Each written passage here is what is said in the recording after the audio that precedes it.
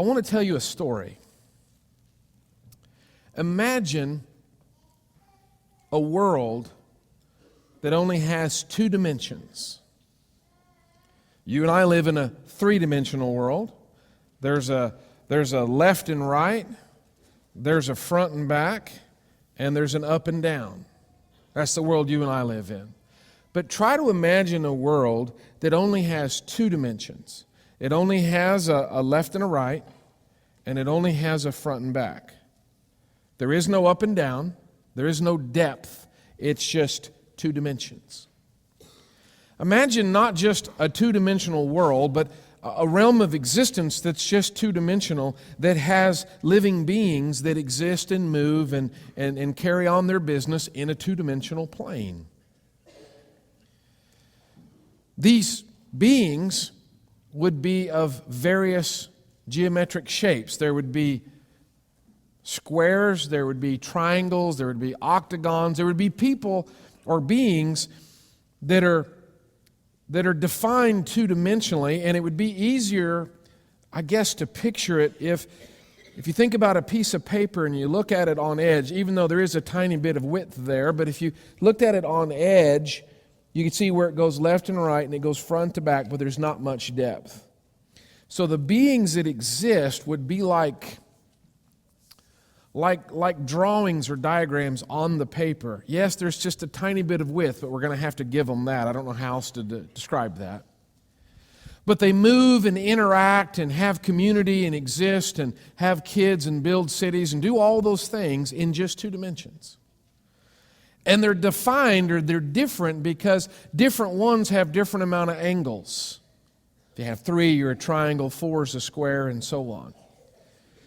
Now, if you took that piece of paper on edge and you turned it up where you could see it flat from an aerial view, you could see there's a triangle, there's a rectangle, there's an octagon, and so on.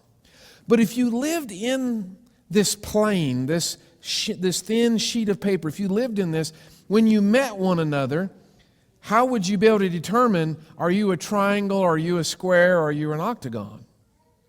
You'd have to feel each other and feel for corners. And if you felt a really, really sharp corner, you could say, you must be a triangle. And if you felt more of a 90 degree, you could say, wow, you must be a square. If you kept feeling multiple angles, you might have to try to count them and circle around them and say, oh, you're an octagon. I felt eight bumps as I went around. Imagine this world, and I see the look on y'all's face, so I'm going to need some help. Can I get the first 4 guys in this row? Could y'all come up and help me? They look so excited. Don't they look excited? All right. I need you to come up here on the top of the platform. I need you to take the sheet, even you take a corner and straighten it out, hold it flat if you would, to give you a little more room. Okay, there's going to be 4 corners. That's why there's 4 of you. All right. This is going really well. You may have to step off the stage just a little bit. Some of you hold it nice and flat. Maybe hold it above your... Okay. This is our world. Oh, we've got a director. That's good. Is it good? Are we good? Okay. Now, what we're going to do, turn it on edge, on flat. Those of you lower the front, maybe lift up the back. Okay. First thing we're going to do is we're going to make somebody disappear. So we're going to get a volunteer, Emily Broom. No, we're not going to do that. Okay. Some people wanted you to disappear. That was weird. Huh. Okay. So if you could view it from this angle, if we could really straighten it up, you could see the squares and octagons and so on. Now, suppose that another being, try to hold it flat. Y'all lift yours back up. So imagine that you're seeing this world on edge. Okay? There's a left and a right, there's a front and a back, but there's not a whole lot of up and down. Okay, don't count the sag. There's not a whole lot of up and down. So everybody in this realm exists as a square, a triangle, an octagon, but they have just 2 dimensions. Now suppose that this being came to visit. Now this being is a sphere or a ball, right? Shake your head this way. We're going to get out of math in a moment, I promise. or at least geometry. So imagine that this being interacts with this world. This is a three-dimensional being, right? That's what makes it a sphere. It's got these dimensions, front and back, left and right, and an up and down. So imagine that this being comes and visits this world. And so let's pick a godly shape, a square. So this being speaks to the square and says, hello. Okay? Now the square looks around. Where is this being when it speaks to the square? Where's the sphere? Outside of the square's existence, right? The square looks around like, the square doesn't look up, the square looks around because that's all there is, right? He looks around and goes, who was that? And the sphere says, it is I, the sphere. Now, I'm going to call this flatland because it's flat. There's no up and down. So the square in flatland says, what? You weren't even listening, were you? Busted. Okay. The square goes, what's a sphere? Because are there any spheres in flatland? No, there's squares and so on. In fact, there's something that people in flatland are never allowed to do. They're never allowed to draw a circle around themselves. It's a forbidden shape. Because if you live in flatland and you draw a circle around yourself, what did you just do? You just trapped yourself. There's no way out. If you live inside of a circle in flatland, there's no exit. So it was like the forbidden shape. In fact, that's how people disappeared in flatland, is drawing a circle. So the sphere says, I'm a sphere. And the square says, a what? I'm a sphere. It's like a circle. Oh, we don't talk about circles. It's like a circle, but a circle that doesn't just go left and right, back and forward, but also goes up and down. And the square says,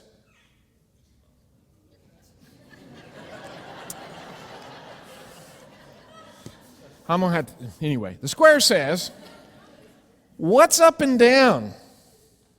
And the sphere says, there's left and right, back and forward, and up and down. And the square says, what are you talking about? There is no up and down.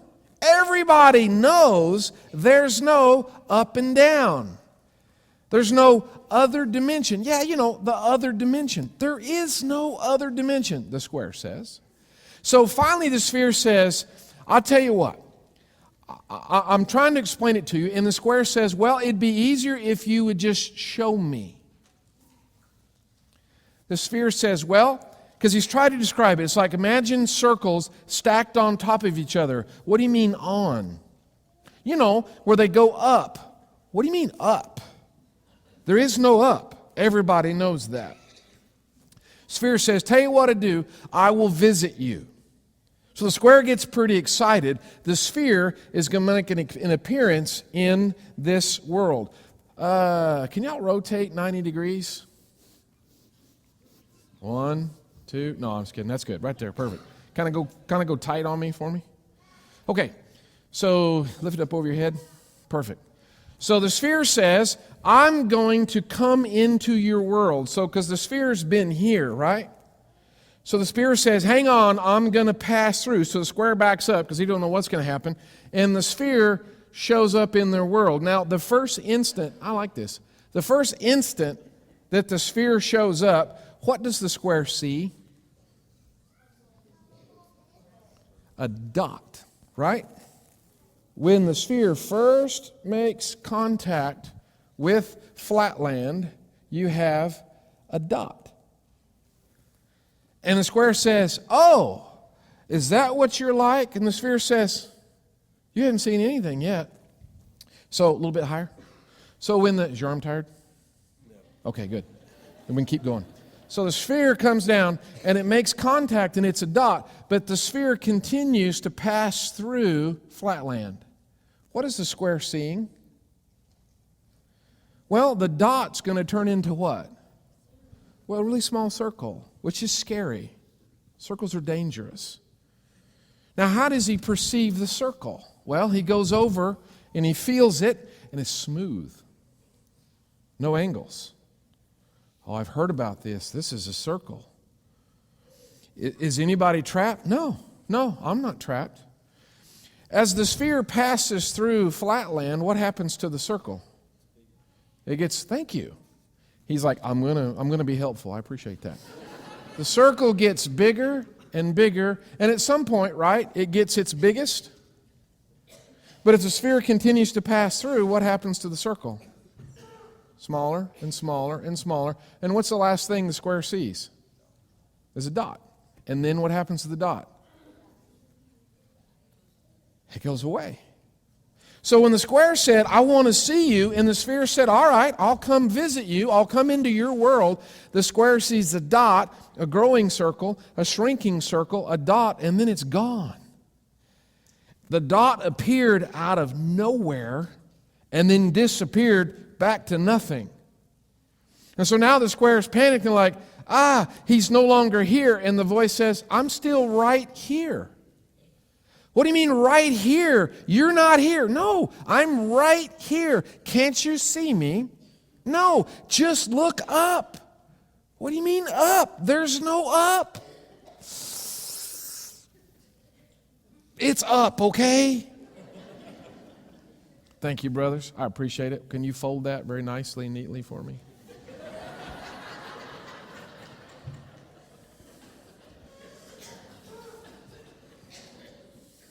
Thank you. Thank you.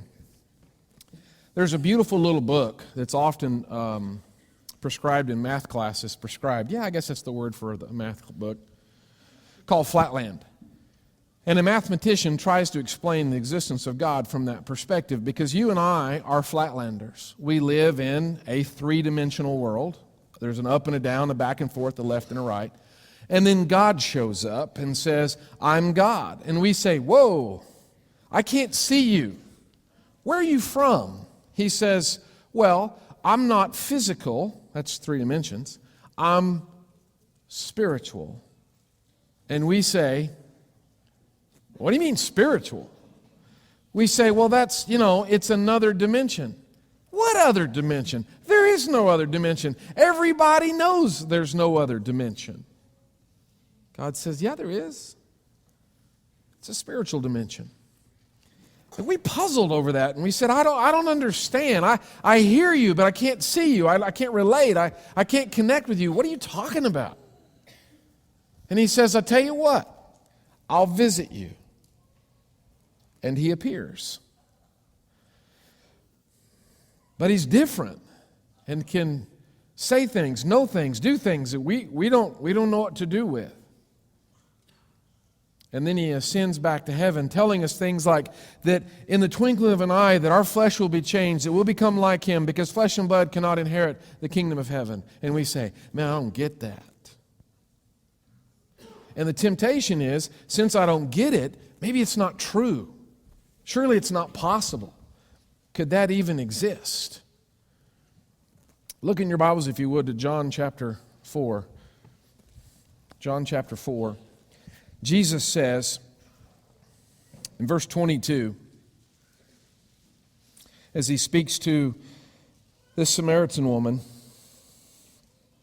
he says, you worship what you do not know, we worship what we know, for salvation is from the Jews.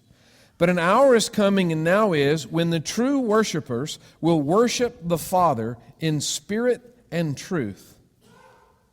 For such people, the Father seeks to be his worshipers. Did you know there's a kind of worshiper God is actively looking for? He seeks.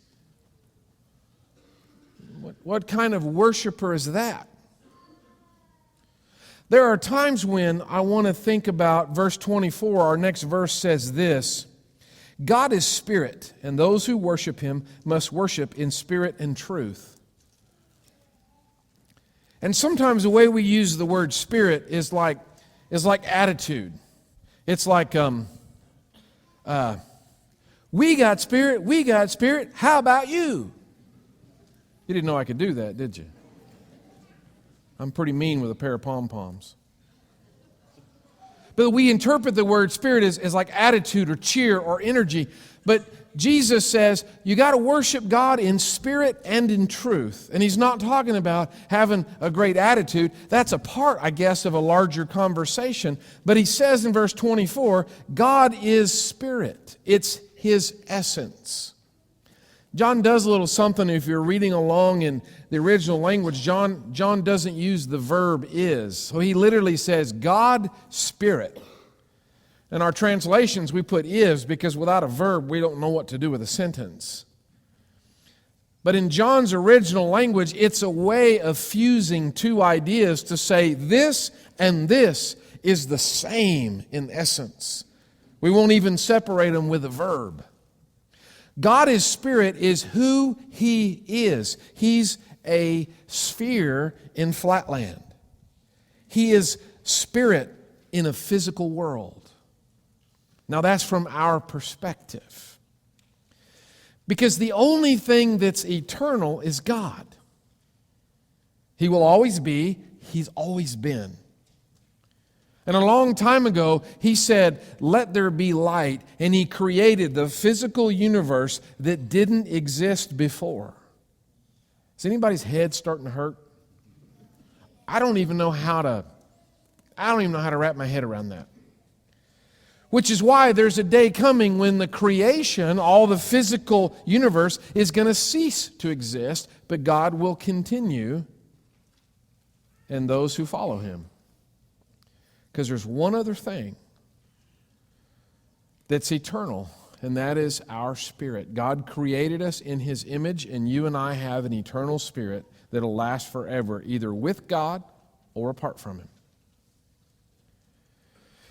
And I don't know about you, but I'm so easily distracted by the press of the physical that I forget I'm seeing a thin slice of reality. And I'm tempted to say, what's a sphere? Because I don't understand it. I don't have the perspective to see that three-dimensionally. I can't see spiritually, so I don't understand that. Turn over, if you would, to John chapter 1. So this is how John describes it. Because the sphere had tried to say, well, imagine a circle stacked on top of a ring of circles. What do you mean stacked on top of? I don't have that dimension to even think. So who is God? Well, here's the way the Bible describes Jesus in the first chapter, in the first verse. In the beginning was the Word, and the Word was with God, and the Word was God. How do you like that? Wow. What? Yeah, that's God. Jesus is the sphere in flatland. But I need human words. He's the Word, the spoken expression of God. He is the living personality, presence, and expression of God in flatland. How do you know somebody? If I wanted to get to know Kevin or Kevin, how would I do that? Well, I'd spend some time with them, yes. I'd have to be around them, yes. What would we need to do? We'd have to talk. It's true that there's some things about him I could learn by watching him and seeing how he interacts. But sooner or later, we're going to have to talk, and I'm going to have to listen to his words. The only way I'll ever know what he's thinking and who he is and what's going on the inside is if he uses words. And when he says those words, have you ever said something you wish you could take back? Because the way the Hebrews thought about the word, the spoken word, there are times in the Old Testament when one of the fathers, one of the patriarchs would offer a blessing, and like in the case of Jacob and Esau, the wrong blessing was given to the wrong son. And the idea was take it back, and you see this, no, what I have said, I have said. What I have spoken, I have spoken. In the sense of, once it's been said, it can't be called back.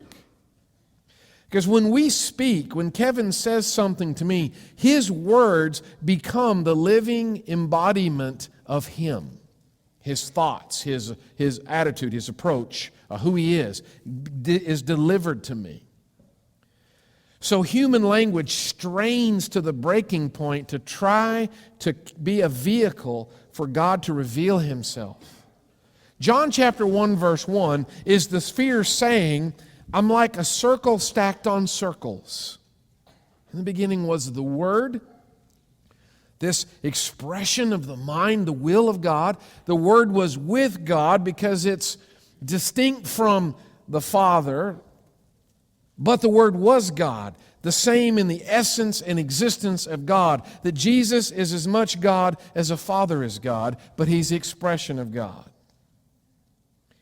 And I've already said more than I know about this subject. Because I run into, what do you mean up? There is no up. Yeah, there is. Just trying to see it. How do you think in a dimension that you've never experienced? In verse 3, he says, in verse 2, He was in the beginning with God. All things came into being through Him, and apart from Him, nothing came into being that has come into being. Wow, that's just clunky. It's human language straining to communicate the most important message ever. Now, turn if you would to Matthew chapter 28. Because why does this matter?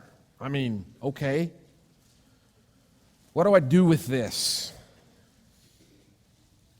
God's like a sphere in flatland. Okay, but what do I do with that? Because when we choose to give ourselves to God, to trust God, to surrender to God, we are sometimes guilty of spending more time staring at our fears and our hurt and our pain than our God. Remember the Israelites when they went into the promised land, or they sent spies into the promised land? They had the opportunity to finally come to the promised land, and they came back with a report, and they said, there's giants in the land, and we're but grasshoppers in their sight. Do you remember that? Arguably, their observation was accurate. They're short, and the enemy was tall. But what they weren't seeing, as Caleb said, but God is with us. So it doesn't matter how tall they are and how short we are. Because if it's just us and God against the enemy, then the enemy doesn't stand a chance. Here's what Jesus says in Matthew 28 in the closing verses. Because He's about to ascend back into heaven. He's been crucified, He's been buried, He's been resurrected. But the circle's getting smaller.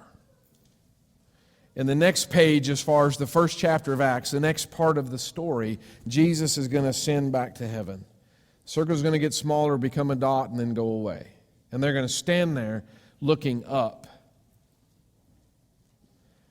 And God's going to say, I'm right here. What do you mean? I don't see you. The first Russian cosmonaut orbited the planet, and his message was this: I have circled the globe and I have seen everything, and I have not seen God. I don't see Him. That's because for us, there's no up. So Jesus says this to His disciples. The circle is getting smaller. He's about to pass through flatland back to reality, back to the spiritual fourth dimension. Verse 16 of Matthew 28. But the 11 disciples proceeded to Galilee, to the mountain which Jesus had designated. When they saw Him, they worshipped Him, but some were doubtful. Jesus came up and spoke to them, saying, All authority has been given to me in heaven and on earth. Go therefore and make disciples of all the nations, baptizing them in the name of the Father and the Son and the Holy Spirit, teaching them to observe all that I've commanded you. And lo, I am with you always, even to the end of the age. I am. You see him? What do you mean with us? Because the sphere said, I'm right here. I'm right here. In fact, in the best position to see what else was going on, the poor little square couldn't see that Midland Drive was backed up from all those church people trying to get to Rosas. But the sphere can see it, and he can say, I wouldn't go that way. Go to Corumba's instead. The square's like, are you sure? The sphere's like, yeah. It's kind of like plain as day. I can't see it. Well, I can. I'm right here. Yeah, but I'm right above you. What does that mean? We don't have to understand any of this. We just need to believe that when Jesus says, I'm always with you, that He's always with us. Whether we see Him, whether we understand it, whether it makes sense, we can know it's true. We cry out, God, where are you? And He says, open your eyes. I'm right here beside you. I've always been beside you. When I was a little boy and we lived in Idaho, my dad used to take me elk hunting. I was too little to ride my own horse, so he tied me to the pack horse. And he rode around and had the pack horse on a line, and I sat up on the pack saddle and had a couple lines around me so it wouldn't fall off. Seemed like a good idea at the time, I'm sure. And Dad would pack into the wilderness areas in the mountains in Idaho, and we'd elk hunt, or he'd elk hunt, and I'd make noise. And on a very crisp fall day, we came up to a river bank, and it was running in snow along the edges. And Dad was admiring the grandeur of the scenery and thinking about how to cross. And our side, it was that gravel on the other side, sort of that sloping bank, but our side was a steep, fairly tall bank. What Dad didn't know is the beavers and the current had been undercutting that bank.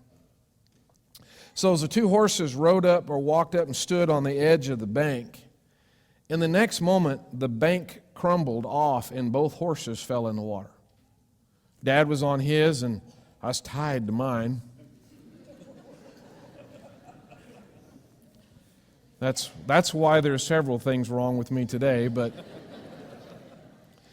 So he saw his pack horse tumble into the water and land back first in the water. And he saw just the hooves of the horse as the horse goes underwater in this current. And he spurs his horse off into the water to try to rescue me because he was imagining what would be like to face the mother when he gets home without the boy. And so the pack horse came up swimming, but it had its front hoof hung in the breast strap of the pack saddle. And a horse can't swim with just 3 hooves.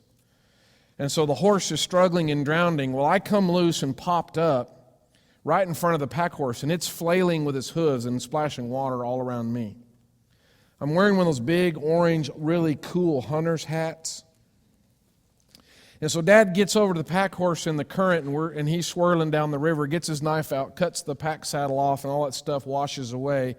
And so he's got one horse struggling, then there's his boy. His horse is doing well, swims by him. He grabs the reins to his horse, wraps it around my ankle, slaps her on the rear, and tells her to go to the bank.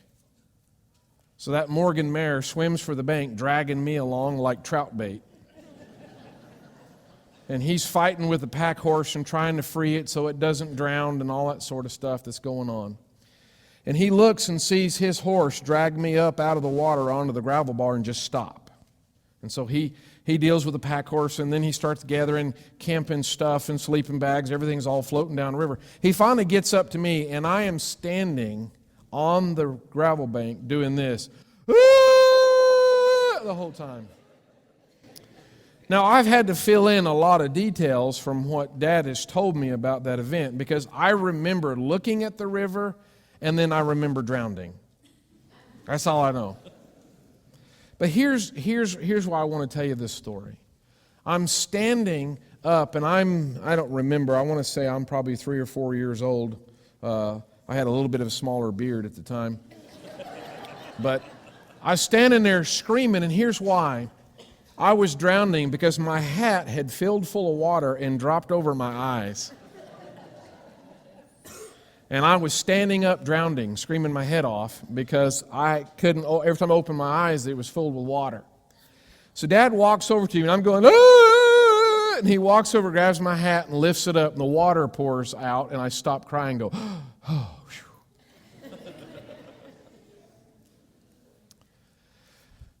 There are several other times in my life I have done just that.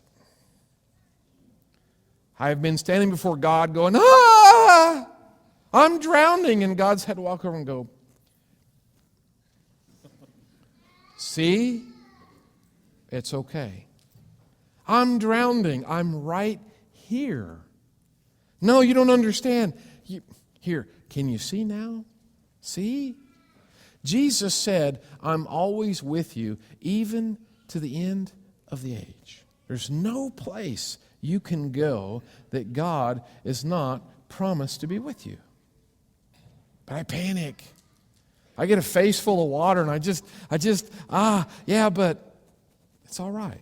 I'm right here. Jesus said that we were to be baptized into Him. As Paul would say in Romans 6, we are buried with Christ in baptism and were resurrected into new life as Jesus was resurrected. But then Jesus says, so you make disciples of every nation, to be a follower of Jesus, to decide that He's your compass. He's the one that you're going to cry out to. He's the one that you will follow. See, if we pick Him, He'll never forsake us. Never. So this morning I want to encourage you. I don't know if you've ever stood on a gravel bar and screamed your head off because you were drowned in. But you probably know what that feels like. Would you let Jesus rescue you? Fish you out and say, it's okay. It's all right. There's times when I don't know where up is. I don't get it. I don't understand it. I don't like it. Well, it's because I don't know which way's up. But Jesus sure does. If you know Him well enough to trust Him and you would give your life to Him and confessing your sins and being baptized into His death, burial, and resurrection, He'll always be with you. It may be that you like the way that sounds, but you can't trust somebody you don't know. That's honest. Can we help you to get to know Him better? Or maybe you've been following Him a long time, but, still we fall off into rivers and get spooked. Or just need some encouragement. Can we help you with that? If we can help you in any way, we invite you to come forward and sit on one of these front pews, or you can go out into the lobby and meet with a shepherd there and visit with them in private. We may be flatlanders, but Jesus is always with us. If we can help you, would you come as together we stand and sing?